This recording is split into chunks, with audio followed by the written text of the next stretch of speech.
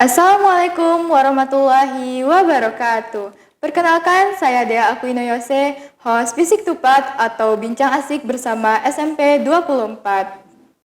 Dua, keempat, bisik.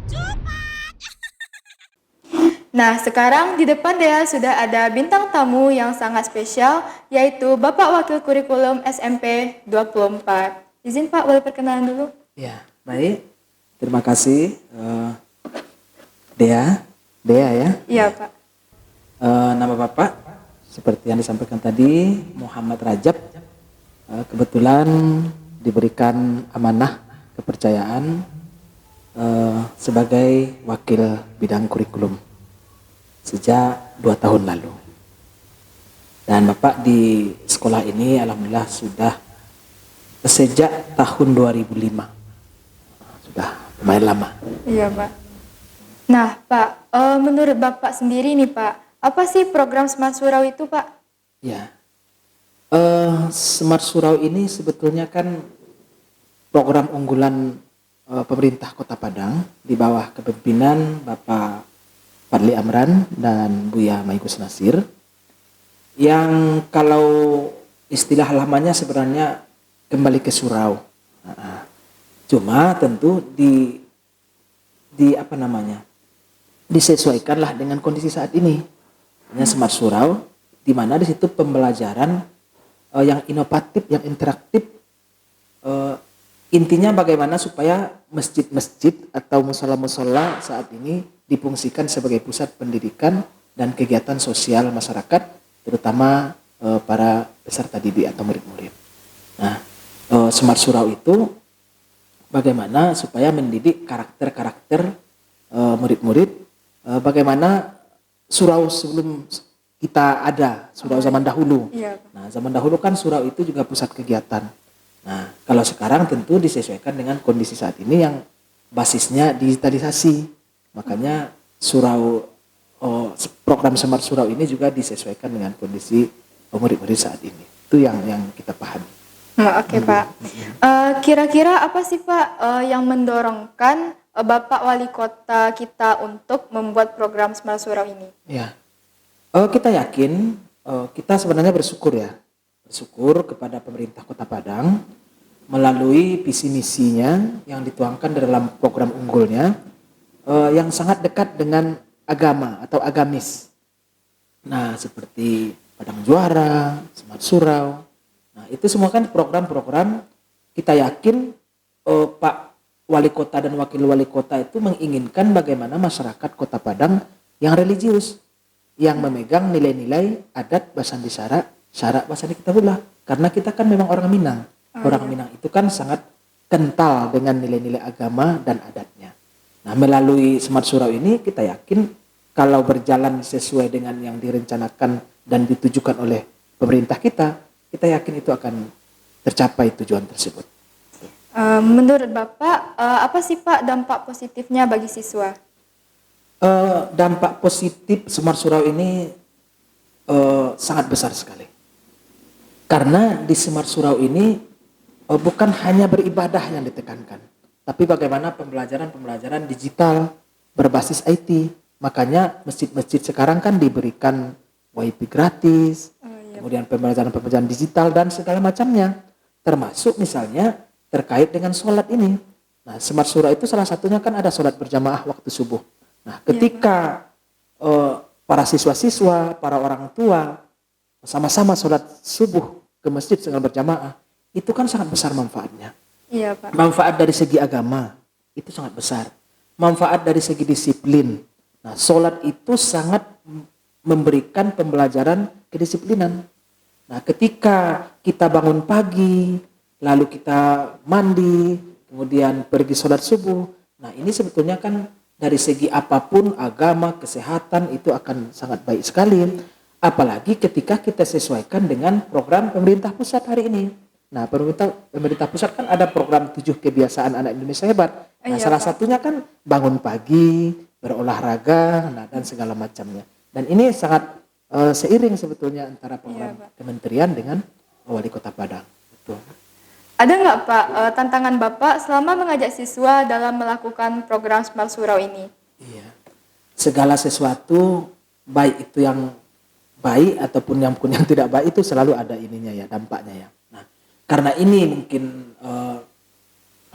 program bagus dan baru, tentu pasti ada tantangannya.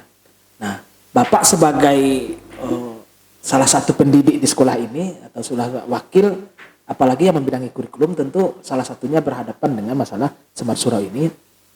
Maka tantangannya sebetulnya jangan kita buat jadi penghambat, tapi itu untuk motivasi supaya semakin intens bagaimana mengajak anak-anak kita ini. Tantangan yang pertama itu sebetulnya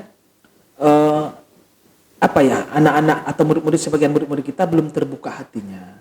Kenapa belum terbuka hatinya? Karena mungkin kebiasaan di rumah. Iya, Pak. Nah, kalau kebiasaan di rumah mungkin dari orang tua sudah membiasakan, kita yakin pasti. Nah, dan tantangan ini sebetulnya ya wajar-wajar saja. Karena subuh itu kan memang pagi, mungkin apalagi dingin, apalagi ketika hujan. Nah, kalau sudah hari hujan itu drastis itu menurun yang hadir ke masjid atau musola. Nah, itu tantangan yang pertama itu dari segi murid. Anak-anak kita mungkin masih perlu pembiasaan dari rumah. Bagaimana supaya mereka betul-betul ikhlas untuk pergi ke masjid atau musola itu. Kemudian yang kedua, tantangan dari sekolah. Dari sekolah juga tentu ya bagaimana iklim sekolah, bagaimana kebersamaan warga sekolah supaya betul-betul melaksanakan ini. Misalnya ketika mungkin anak tidak pergi, kita kan ada absennya, barcode-nya itu. Iya, Pak. Nah, itu kan semua guru wali itu sudah ada bimbingannya sampai 15 sampai 16 atau 17 orang. Nah, itulah yang tantangannya kadang mungkin guru-guru kita ini belum sepenuhnya untuk sampai ke situ karena mungkin ada beban-beban lain yang masih perlu dituntaskan. Yang ketiga, tantangannya ya dari kondisi terutama kondisi lingkungan dia bergaul.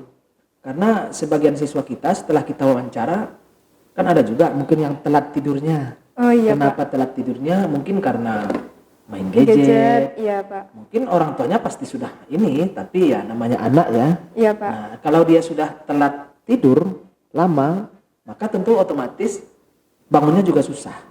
Nah, Iya, jadi Pak. itu tantangan bagi kita untuk itu. Nah, maka tentu ini harus dijadikan sebagai motivasi untuk bagaimana kita supaya lebih gigih lagi. Makanya kita di sekolah juga begitu kan? Iya, Pak. Setiap hari. Nah, karena kalau tidak lalai kita, siswa ini juga sebagian lalai juga. Presentasinya menurun. Menurun. Nah, lihatlah, kadang sudah naik, Iya, Pak. turun lagi. Kemarin hari Senin hujan, Iya, Pak. turun drastis. Nah, kita ini lagi di lapangan, naik lagi. Iya, Pak. Nah, jadi kalau gigih semua elemen, orang tua di rumah, guru di sekolah, tokoh-tokoh masyarakat juga mungkin ikut ambil alih, ambil andil, kita yakin akan persentase itu akan cepat. Nah, ketika itu sudah terbiasa, nah insya Allah ke depan mungkin tidak perlu di absen-absen, tidak perlu dipaksa-paksa, mereka sudah ini. Buktinya ada, Kak Dea. Iya, Pak. Ada hari Jumat, Iya, Pak. malam Sabtu ya. Iya, Sabtu kan itu sebetulnya tidak ada anjuran untuk ke situ, Sabtu dan Minggu, karena iya, kita Pak. libur. Tapi ternyata banyak juga yang pergi sholat. Bapak Iya, Pak. sengaja kadang lihat barcode, banyak. Misalnya Bapak kan membimbing di kelas 9, kelas 8H. Oh iya, Pas Pak. Bapak lihat, pergi juga dia. Nah, itu artinya kan orang-orang yang sudah sungguh-sungguh, yang sudah tertanam. Iya, Pak. Nah, sudah tertanam, tidak perlu harus barcode, tidak perlu harus dipaksa atau dihukum, dia sudah melakukannya. Gitu. Jadi tantangannya memang ada dari berbagai sisi, tapi Bapak tidak menganggap itu sebuah penghalang. Iya, Pak. Begitu. Ya. Oke, Pak. Apa harapan Bapak ke depannya untuk program Semar Surau ini, Pak? Ya. Kalau harapan Bapak tentu sesuai dengan harapan Wali Kota Padang. Iya, Pak. Bagaimana murid-murid atau orang tua atau masyarakat tentu memakmurkan masjid. Iya, Pak. Karena kan tujuan utama Semar Surau itu bagaimana memakmurkan masjid. memakmurkan masjid itu dengan berbagai kegiatan-kegiatan positif. Salah satunya beribadah dan pembelajaran.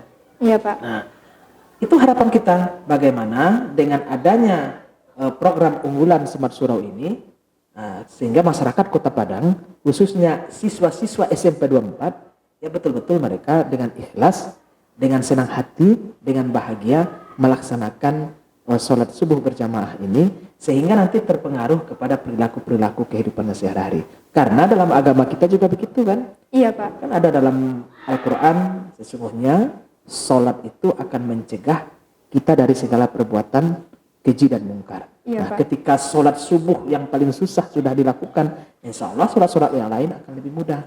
Bagaimana zuhur, asar, apalagi maghrib dan isya Iya, Pak. akan lebih ini. Jadi harapan kita sekaligus terima kasih nih ke pemerintah Kota Padang. Kita bersyukur dan berterima kasih atas program ini, dan tugas kita lah untuk mengajak murid-murid membersamai program ini sehingga tercapai tujuan bersama.